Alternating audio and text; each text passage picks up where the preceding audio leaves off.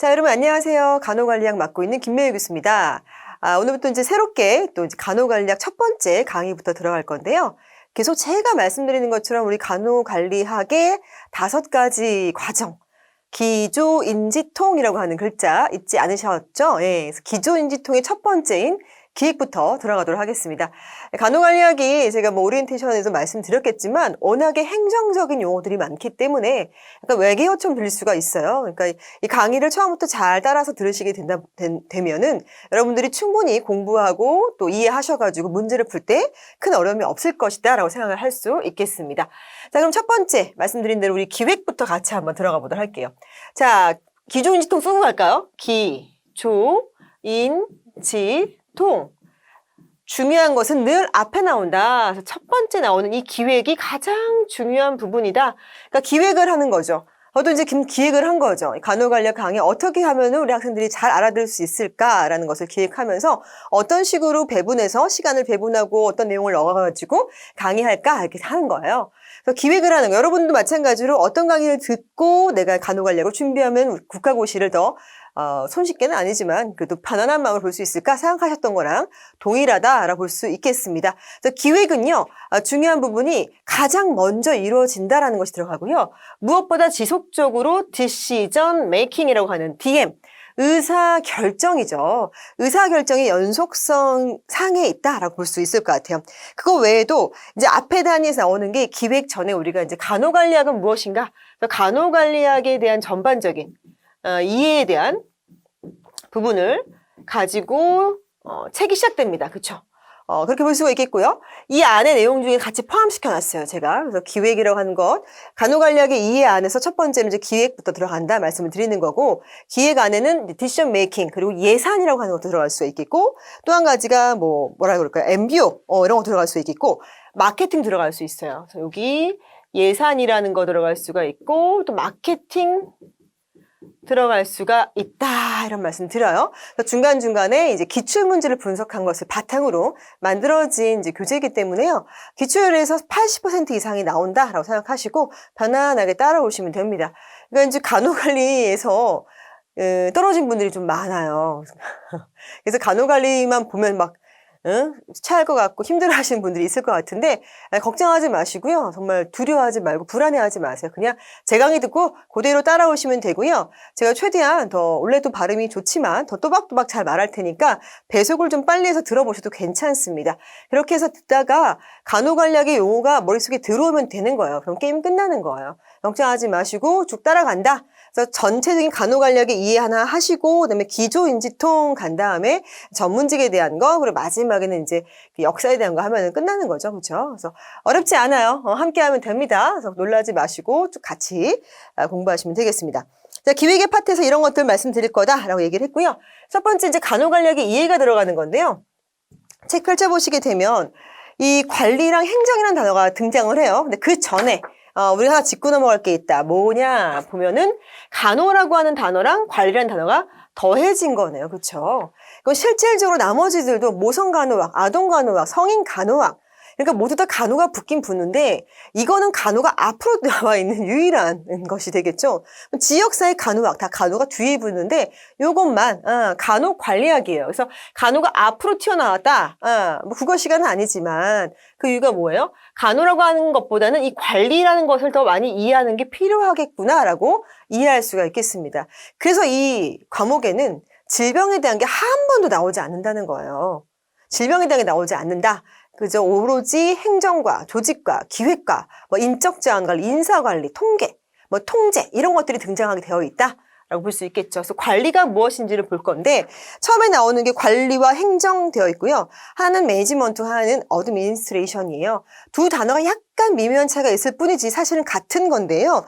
구집이 이제 시험 문제를 낼 때는 두 가지 단어를 학생들은 분리해서 이해하고 있는지를 묻게 된단 말이죠. 그래서 여기 나온 것처럼 관리라고 하는 것의 정의 나와 있어요. 조직의 목표를 달성하기 위해서 지식과 기법 또는 목표를 설정해서 이것을 성취하기 위한 과정 또는 행위를 말하고 있다라고 되어져 있는 거죠. 그렇죠? 그리고 이 관리라고 하는 것은 그 조직이 가지고 있는 모든 인적 자원, 물적 자원들을 다 활용해 가지고 기획하고 또 조직하고 인사하고 통제하는 과정을 말하고 있다라는 겁니다.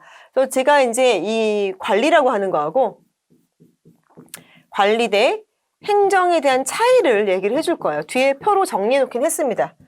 이 두 가지 차이가 있다는 부분인데요. 제가 누누이 말할 때 관리라고 하는 거는 이렇게 떠올려라. 어떻게 떠올려라? 그냥 병원을 떠올리세요. 병원. 좀 더 병원이 뭘까 하면 조금 더 생각이 안 되고 이해가 안 된다. 그러면 척추 전문 병원 떠올려 보세요. 예를 들어요. 척추 전문 병원.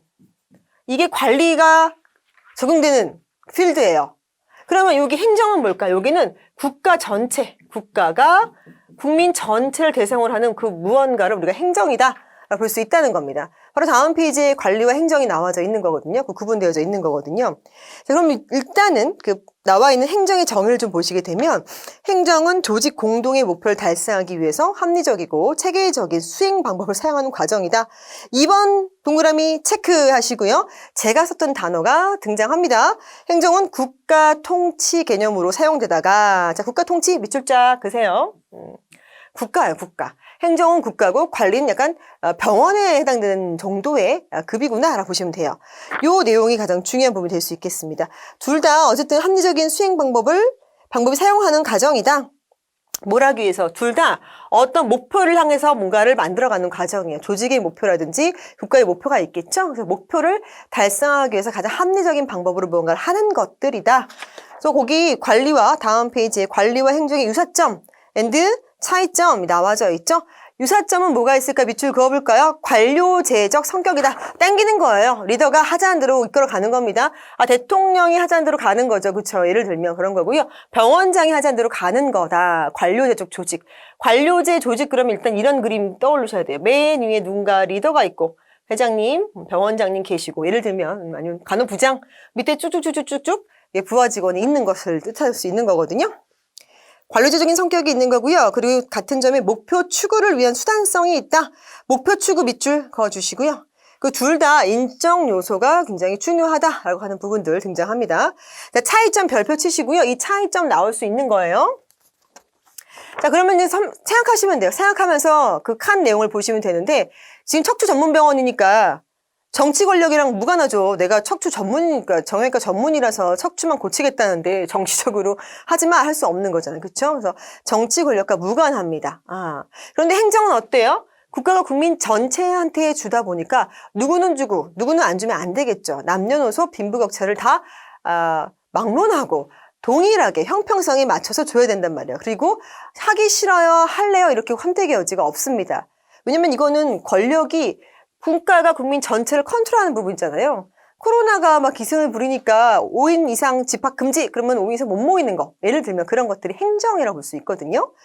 강제성과 정치 권력을 내포하고 있다. 그래서 행정은 어디서 출발한다? 국가 정책. 동그라미 치세요. 정책에서 출발한다. 국가니까 정책을 통해 국민들에게 이런 것들을 알리게 되어져 있는 것이다. 라고 볼 수가 있는 거예요. 그 다음 능률성입니다. 자, 관리 같은 경우는 경쟁성과 능률성을 추구한다. 자, 생각나는 척추전문병원 한번 쫙 나열해 보세요, 학생들. 뭐뭐 있어요? 뭐 티긋티긋도 있고, 치읓도 있고, 이응, 리을, 디귿도 있고 여러 가지 병원들 많이 있잖아요. 그러니까 척추 전문병원 하나만 가지고도 굉장히 다양한 병원들이 존재하고 있는 거. 그게 바로 뭐예요? 경쟁성이다. 그리고 각자 병원마다 우리는 로봇 치료를 할 거야. 우리는 이걸 새로운 기계를 도입해서 이렇게 하면서 능률성을 추구하게 되어져 있는 것도 이 관리의 특징이 될 수 있겠습니다. 그런데 그거에 반해서 행정은 어때요? 이건 독과점이죠, 거의. 독점성이 높다. 그건 뭐예요? 행정은요, 이런 거예요. 적어두세요. 도시가스공사, 한국담배인상공사, 이런 거. 그런 건 하나밖에 없잖아요, 우리나라에. 그러니까 경쟁할 수 없고 그냥 독점이다라고 볼 수 있겠죠. 그러다 보니까 당연히 이쪽 행정이 뭘 강하게 받는다? 법령. 고도의 합법화가 굉장히 중요한 거죠. 고도의 합법성을 요구한다? 왜요? 왜 그럴까요? 국가가 국민 전체한테 주는 거기 때문에 그래요. 누구는 해당되고 누구는 해당되지 않는 게 아니기 때문에 그럴 수 있다. 그러다 보니까 요거는 간단해요. 목표 자체가 여기 목표는 단일 목표를 추구할 수밖에 없겠죠. 왜? 척추만 잘 고쳐주면 돼요. 그러면 환자분이 크게 컴플레인 안 해도 되는데 척추 고치러 온 분들이니까 대부분 다 증상도 비슷하고. 근데 여기는 어때요? 굉장히 복잡스러운 거에서 불분명하고 복잡한 목표를 추구한다. 왜? 남녀노소, 빈부격차를 다 막론하고 동일한 어떤 것들을 강제적으로 집행하면서 해주는 것이 필요하기 때문에 그럴 수가 있겠다. 법령의 제약도 굉장히 엄격하고 고도의 합법성을 요구하면서 국민들한테 하다 보니까, 전체 국민한테 하다 보니까 평등을 강조하게 된다라고 볼 수 있겠습니다. 이게 지금 관리와 행정의 차이고요. 여기서 문제가 나오면 일단은 관리에 다음 중 관리에 해당되는 내용이 아닌 것은 이렇게 문제가 나오잖아요. 여러분들은 관리 옆에다가는 척추 전문병원 하나 써놓고 거기에 맞지 않는 문장들을 걸러내시면 되는 거다. 관리 문제가 굉장히 아주 심오하게 나오기 시작해가지고요. 여러분들이 그냥 이런 개념들을 모르시면 틀릴 수 있는 부분들이 없지 않아 있어요. 그러니까 몇 번 꼬아준 문제들도 풀 수 있도록 그렇게 정리해서 보시면 되겠습니다. 자, 간호관리 개념입니다. 간호관리 정의. 간호관리는 인적 요소가 중시되는, 자, 밑줄 그세요. 1년에 과정 밑줄, 기능 밑줄. 이거는 과정이잖아요. 지금 기획, 기조, 인지통이라고 하는 거는 뭐였어요? 과정이죠, 여러분. 이거는 과정이다. 과정으로 쭉 가는 건데, 이 기조, 인지통이랑 과정대로 가는 건데, 각각마다 기능이 있어요. 기능을 제가 옆에다가 적어 놓은 거죠. 의사결정의 기능이 있고요. 예산의 기능이 있고, 그리고 또 마케팅의 기능들이 있다라고 나와져 있는 겁니다. 그래서 모든 간호관리는 사실 이제 강호자를 빼도 관리는 이라고 볼 수 있겠죠. 그래서 관리라고 한 단어랑 이 행정이라는 단어는 거의 비슷하게 쓰는데, 이제 안타까운 거는 미국에서는 간호관리라는 말을 안 쓰고요. 무조건 어드미니스트레이션이에요. 그래서 행정으로 써요. 그래서 우리가 행정가다. 간호사들은 행정가기 때문에 기획하고 이런 거를 해요. 되게 좀 있어 보이고 멋있더라고요. 근데 이제 한국에서 넘어올 때 우리가 의사들이 주로 병원장이고 거기서 소속돼가지고 월급 받고 일하다 보니까 그냥 관리자로 내려가면서 우리나라에 처음 들어올 때 이름 자체가 그냥 간호관리로 명명되면서 쭉 오는 거예요. 버버리 코트가 버버리인 것처럼. 모든 코트가 버버리는 아니지만 버버리한 그 브랜드가 버버리 코트의 그 뭔지 딱 느낌 알죠? 버버리 코트. 제가 오늘 입고 왔는데. 사실 이런 거 그런 느낌처럼 가버린 거죠. 그래서 간호관리고 관리로 갔다. 좀 아쉬운 부분이 없지 않아 있다라고 보시면 될 것 같아요. 제가 이제 그렇죠. 경영을 또 석사에서 전공한 입장에서 보면 그런 게 좀 아쉽죠. 여하튼 그렇다. 그래서 이거는 여기서 나오는 관리라고 하는 것을 이해하게 되면 간호관리학의 이해는 다 통과될 수가 있는 거죠. 그리고 간호관리의 목표는 2번 체크하시고요. 양질의 간호 제공이다. 이게 궁극적인 목적이에요. 목표예요. 간호관리학이 왜 필요하냐? 우리가 대상자에게 양질의 간호 서비스를 제공하기 위해서 이 간호관리가 필요하다라는 부분이 될 수가 있겠고요. 자, 4번째 보시면 길리스가 나와요. 그렇죠? 환자에게 양질의 간호 서비스를 제공하기 위해서 간호 직원들이 하는 모든 노력과 필요한 모든 자원을 활용한 기조 인지통 하는 과정과 기능을 말한다. 앞에서 했던 내용들이 다시 반복됩니다. 간호관리 왜 필요할까요? 일단 기본적으로 계속 반복되죠. 지금 양질의 뭘 주려고요? 간호 서비스를 주기 위해서, 간호 업무의 합리화를 추구하기 위해서 간호관리가 필요하다라고 볼 수가 있겠고, 급격히 변화하는 의료 환경에 맞게 적응과 변화를 유도한다라고 볼 수 있겠습니다. 그리고 전문직으로서의 간호사 직업에 대한 만족과 자아 실현을 도모한다. 간호관리를 잘 배워두면요. 여러분 이제 곧 간호사 되실 거잖아요. 간호사가 돼서 오랫동안 병원에서 잘 먹고 잘 살더라. 이렇게 되는 결과물을 갖고 올 수 있다는 거. 그래서 되게 좋은 과목이구나. 제가 가르치니까 일단 그런 과목이다. 기억하시면 좋겠네요. 간호관리학은 왜 중요할까요? 이제 점점 더 중요해지고 있어요. 특히 원래는 이 기획이랑 조직에서 문제가 많이 나왔었는데 지금은 인적 자원 관리에서 정말 문제가 많이 나와요. 인적 자원 관리가 결국에 사람 관리잖아요. 인적 자원 관리 맞죠? 신규 간호사 이직률이 44.7%까지 올라간 상태이기 때문에 이렇게 열심히 공부해가지고 신규 간호사 돼서 열심히 가르쳤더니 다 나가버려. 문제가 생긴 거죠. 그래서 이렇게 인적 자원을 잘 관리하는 부분에서 요즘 문제가 더 많이 출제되고 있더라. 그렇게 볼 수 있겠습니다. 간호 서비스는 환자와의 최접점에서 24시간 서비스를 제공하는 병원의 생산 요소로서 주도적인 기여를 하고 있다. 그렇죠. 이게 보면 이런 거잖아요. 이렇게 환자가 있을 때 의사들이 하는 그 치료만 딱 하고 가버리면 끝이야, 얘네들은. 나머지 24시간 저희가 돌봐요. 다 간호사의 역할이 되게 크죠. 그래서 환자의 회복과 환자가 받은 여러 가지 치료 이런 것들에 더 굉장히 좋은 결과를 얻으려면 간호사가 어떤 서비스를 제공하느냐에 따라 달라질 수 있다라고 볼 수가 있겠습니다. 또 간호 조직의 유효성을 높이는 것은 병원 조직 전체의 성과와 직결되기 때문에 간호 서비스 활동에 수반되는 다양한 변수들을 조정하고 통제해야 한다라고 나와져 있고요. 그리고 지금 병원 규모가 엄청 다양하죠. 상급 종합병원, 종합병원, 전문병원, 그리고 또 그냥 병원, 의원 등등으로 많이 나와져 있기 때문에 너무 다양해요. 그리고 각자 해준 것만큼 돈을 받는 행위별 수가제를 적용하고 있기 때문에 다양성과 서로 간의 경쟁이 가속화되고 있다는 거 이미 알고 계실 겁니다. 그런 부분들로 인해서 각각의 특징과 어떤 전문성에 맞는 그런 관리가 필요하다. 그런 간호관리가 필요하다라고 나와져 있죠. 네 번째 보시면 우리 간호관리의 학문적인 성격이 나오는데 간호관리 학문적인 성격 보면요. 특이한 게 첫 번째는 통합적인 성격이에요. 제가 가끔 얘기하는 게 이제 간호관리학이 좀 저는 재미있는 것 중에 하나가 간호관리학이랑 지역사회 간호학이랑 보건의학 관계 법규 이 세 가지가 같이 꼭 삼총사처럼 같이 다니거든요. 법도 같이 세 과목에만 법이 들어가 있기도 하고. 근데 이제 이 간호관리라고 하는 건요. 이 경영의 느낌이에요. 경영. 간호 경영. 간호 행정 이런 느낌이란 말이에요. 이거는 뭘 갖다 붙여도 다 맞아요. 결국에는 간호랑 대학원을 갈 때 꼭 간호학과 나왔으니까 간호대학원 나오고 또 간호학 박사를 꼭 해야 되냐? 이런 건 아닐 수도 있다는 거죠. 이제 이렇게 저처럼 강단에 서고 싶은 교수가 되고 싶다 이러면 최종은 이제 간호학 박사를 하시는 것이 효율적이죠. 적합하죠. 근데 중간에 저도 대학원에서 석사과정은 마케팅 MBA를 했단 말이에요. 너무너무 잘한 것 같은 거예요. 그래서 만약에 전문 간호사가 굳이 꿈이 아니신 분들은 석사과정 같은 경우는 여기 나와 있죠. 심리학도 너무 좋고 사회학도 좋고 저처럼 경영학도 괜찮고 교육학, 통계학 또 어떤 분 DM으로 저한테 물어보시던데 뭡니까? 영양학을 하고 싶으시대요. 좋아요. 무용치료 좋아요. 뭐 다 좋습니다. 이런 모든 것들이 다 조합을 이루고 잘 어우러지는 통합적 성격이다. 이거 맞는 문장이에요. 아시겠죠, 여러분들?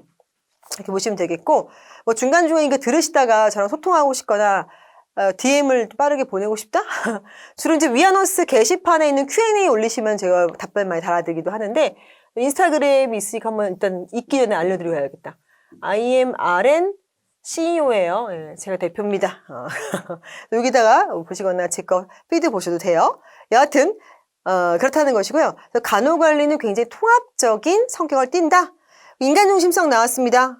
그래서 인간중심성은 간호 수혜자, 제공자, 간호 조직체를 대상으로 하면서 특히 여러분들이 직업적으로 만족할 수 있게끔 하는 것과 자기개발 앤드 개인적인 성장, 자아 실현 욕구의 충족을 중시한다. 그래서 앞에서 제가 얘기했잖아요. 간호관리학을 잘 공부해 두면 문과고시도 합격하지만 간호사 되었을 때 오랫동안 이렇게 그 필드에서 근무할 수 있도록 도와주는 하나의 버팀목과 같은 역할을 할 수도 있는 것이 바로 이 간호관리학이다 하는 거고요. 근데 간호관리학은 경영이다 보니까 행정이다 보니까 3번에 나와 있는 것처럼 성과 지향성이에요. 조직의 목적을 달성하고 성과 및 조직의 유효성을 높이는 것을 지향하게 되어져 있다라고 볼 수가 있겠습니다. 네 번째는 상황 적합성이라고 볼 수 있겠고요. 간호 조직에서 간호 목표를 달성하기 위한 지식과 기법을 객관적이고 보편적인 원리로 제시하는 거다. 그리고 다섯 번째 체크하십시오. 여기서 지금 중요한 거는 통합적인 성격 체크하시고 성과 지향성 체크. 다섯 번째 과학적 방법론을 체크하시면 되겠습니다. 체계적인 관찰, 논리적인 검증을 통해서 연구 방법과 절차를 중요시하고 신뢰도, 타당도, 일반화 등을 가지고 과학적인 접근을 한다. 뒤에 이제 간호관리의 이론이 나오는데요. 어떤 과목이든지 이론은 굉장히 중요하다. 이론은 시험에 안 나온 적이 없어요. 매년 나와요. 매년 나와요. 올해 시험에도 나왔고 작년 시험에도 나왔고 계속 나온다. 이론은 제가 과학적 관리론이랑 인간관계론 이거 다 이제 알려드리겠지만 이론은 굉장히 중요한 부분이다라고 볼 수 있겠습니다. 근데 그런 모든 것에서 첫 번째 나온 게 과학적 관리론. 그러니까 어쨌든 이 관리라고 하는 거는 관리자들은 그냥 그럴 것 같아. 촉구를 할래. 이게 아니고 뭐라고 써 있습니까? 체계적인 관찰, observation과 논리적인 검증을 통해서 연구 방법 절차를 가지고 타당도와 신뢰도를 가지고 그에 맞게 조직원들을 이끌어 가야 된다라고 볼 수가 있겠다. 자, 3번. 관리의 과정적인 측면과 개인적인 측면, 별표 치세요, 별표. 제가 별표 굉장히 아끼는 스타일이에요. 근데 별표를 칩니다. 왜? 간호관리 과정은 지금 제가 또 얘기하면 세 번째 지금 다시 강조하는 거예요. 뭐예요? 기조인지통. 기조인지통이라고 한 5개 과정으로 말하는 사람이 누구다? 마리너와 톰이라는 사람이 얘기했어요. 첫 번째 나오잖아요. 마리너 앤 톰이의 5단계가 등장한다는 것이고 늘 제가 기조인지통이라고 인사합시다 이렇게 얘기하는 이유가 잊지 말라고. 기조인지통 이 순서는 절대로 안 바뀌어요. 그러니까 기조인지통으로 가는 것이 이제 맞다 이 말씀을 드린 겁니다. 페이올이라고 한 사람은요, 이제 이거는 관리학파의 아버지다라고 나와져 있죠. 그래서 페이올 페이퍼 그러는데 페이올은 약간 이게 이제 물론 페이올 페이퍼 이거 그냥 라임 따라간 것 뿐이지 페이퍼의